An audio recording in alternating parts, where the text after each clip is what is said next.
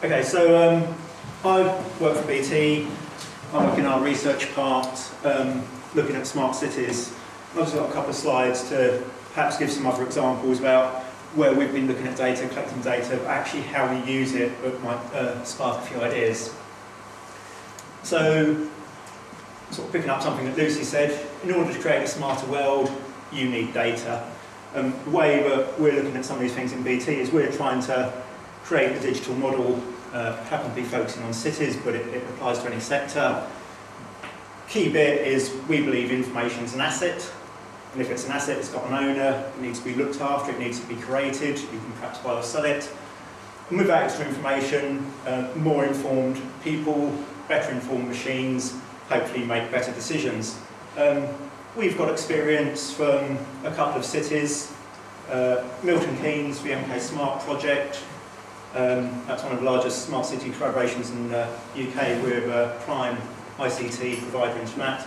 And also we're involved in the Manchester City Verve project, where we're leading on the data hub for travel and transport applications in Manchester.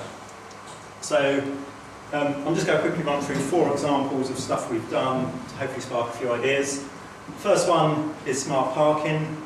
We didn't use crowdsourced data for that, we used a combination of cameras and sensors. Some obvious stuff that we set out to do, so this is about 2 years old now. Information to drivers, where to park, can you make better use of the existing spaces, so that's the carrot. The stick is we can also provide this information to wardens so they can go and target people. First bit we did was at that's Milton Keynes Station. Within a month of putting that system live, we had obviously a month's worth of data, not just on how many people use it, but how long they stay. And the council actually changed the free period of time that you could park for, so they now had real information on how long the majority of people stayed there. Second car park we did was a bigger commuter car park. This is time along the bottom, so that's just Monday, Tuesday, Wednesday, Thursday, Friday, Saturday, Sunday. It's by a big office block, so weekends wasn't used very much. A couple of things to notice. Friday was never completely full, so lots of people working from home on Friday. Half-term week was in the middle, so slightly different behaviour. One key thing is that peak, when it went from being empty to being full, was very, very repeatable. Every morning it was between 8:30 and 8:45. So by 8:45, that car park was full. This was next to a big office block. Chances are it's the same people going there every day. So 2 bits of information you get out of that. Firstly, if you're a user of it, you probably won't try to go there after 8:45 because you know it's full. You'll try and park somewhere else. Secondly, if you know that, share it with the transport managers. You know, if that car park's at the end of the road and you've got traffic lights spare to it, you know that no one's going to be going down that road after that time. So can you change the way you manage your traffic? Because people are now going to be going somewhere else. Can you get traffic to flow better? The other output from that trial was there's a case study issued by Milton Keynes Council.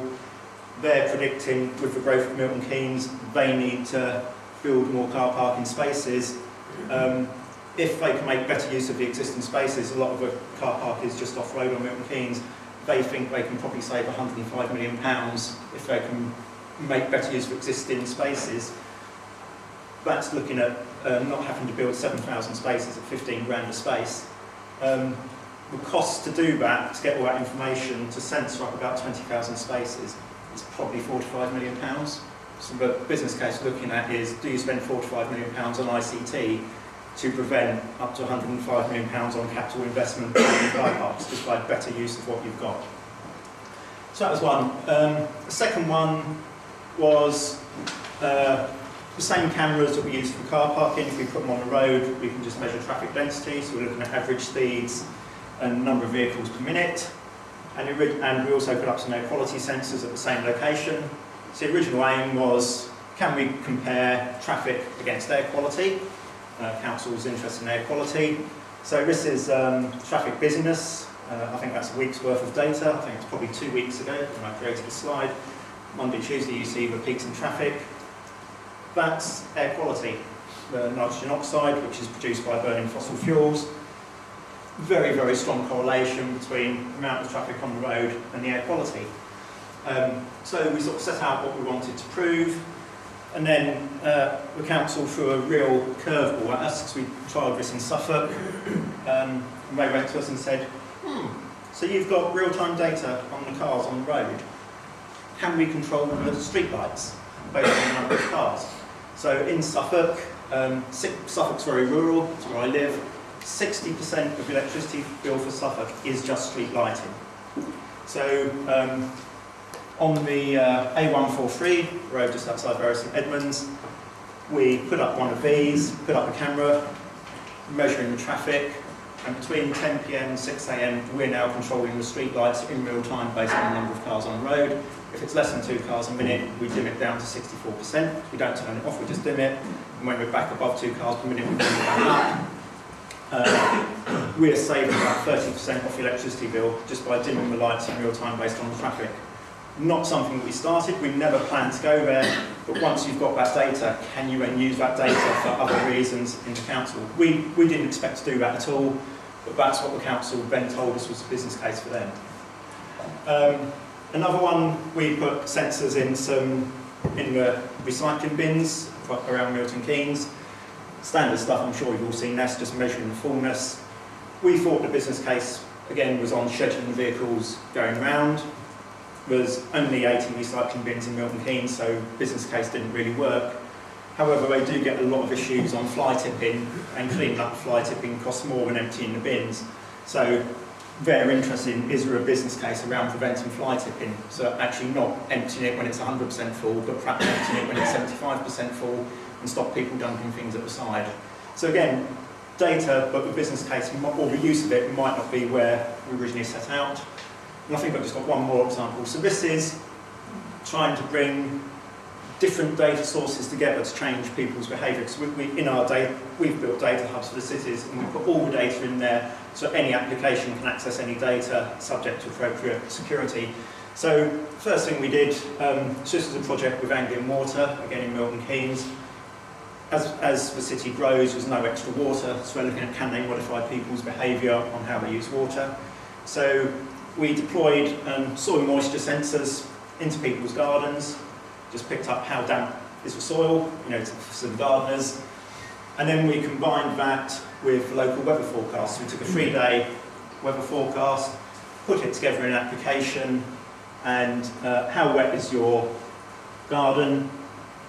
Is it going to rain or not? And we just gave a simple traffic light indication, do you need to water your garden or not? In order to work out whether it has having an effect, we needed to measure water consumption more granularly. So we did a little smart metering trial. So we put modems, radio modems on the water meters that were in the properties. So we were picking up the water meter reading every hour. So we're just creating graphs of every hour, this is how much water we've used. We did a standard thing, 50 houses, gave them all the technology and lots of packs on how to save water.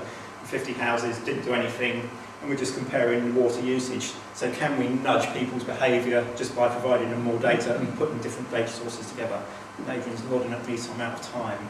So I'll go to that. But hopefully it's just an idea of 4 different examples, not necessarily relating to transport, but the business case and the use of the data wasn't necessarily where we first set out on. And so, is there other ways of using that same data to generate more value from it? Because once you've got it, you don't just have to use it for one thing. That's me.